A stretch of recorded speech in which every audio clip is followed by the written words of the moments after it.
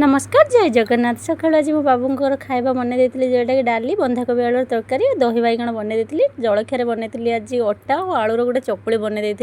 बिना पियाज रसुण आज सब हम कारण आज जेहेतु गुरुवार अच्छी आम गुरुवार के पियाज रसुण खाती से मोर बनै मु तो पखाड़ सब खाए पखाड़ तो सांगे सांगे भात रोषे करे से ही खाए बासी पखाड़ भी खाती गुरुवार आमर तो पखाड़ खाई दही पकई आ बंधाकोबी तरकारी सहित मोर आलू आंबुलर गोटे पाग मुझे सबुदिन बन खाए और सहीटा खाए बोली डेली डेली मुझे गाड़ी भी खाए किंतु खाइबा मुझे छाड़े ना से सबुदिन खाए एत जोर से आज वर्षा छाड़ी ना एत जोर से खरा हो कह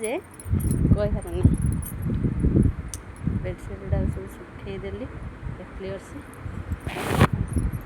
एति सब मोर लुगापटा सुखी जाइला मुझे बुलिक आसली सब टेक नहीं जी एति सुखी आती सुखुची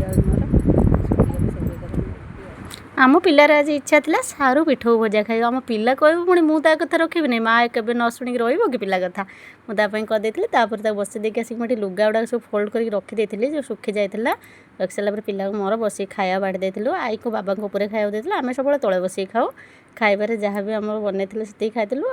आटा करूँ खाली सारू पिठौ भजा से करदे खायापी जदि आपको मो भिडियो भल लगे लाइक शेयर एंड सब्सक्राइब करेंगे।